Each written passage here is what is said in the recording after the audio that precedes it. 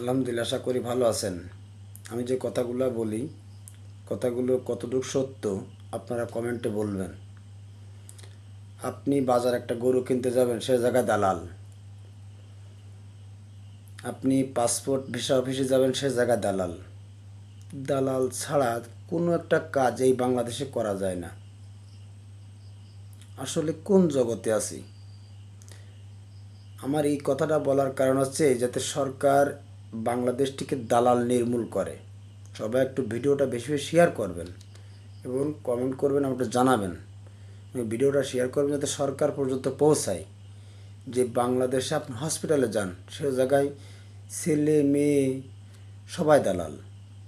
দালালে এসে বলছে যে আপনি আমার সাথে কাজ করেন, আপনার অল্প টাকা হয়ে যাবে, কিন্তু সেই দালালের খপ্পরে যারা পড়ে তারাই কিন্তু শেষ হয়ে যায়।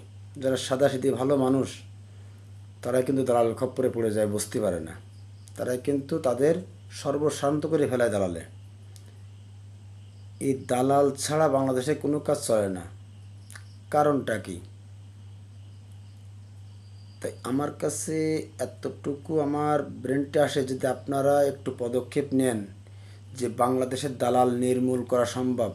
এই ভিডিওটা সবার কাছে শেয়ার করতে করছে এই কারণেই, কারণ সবাই দেখুক।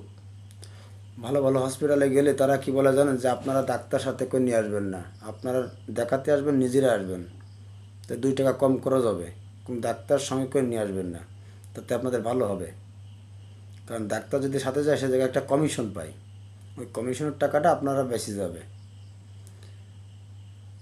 পাশাপাশি কোনো দালালের খপ্পরে পড়বেন না। যে জায়গায় যাবেন নিজেই স্বয়ং সম্পূর্ণ করবেন, কোনো দালালের খপ্পরে পড়বেন। দালালের খপ্পরে পড়লে আপনি শেষ।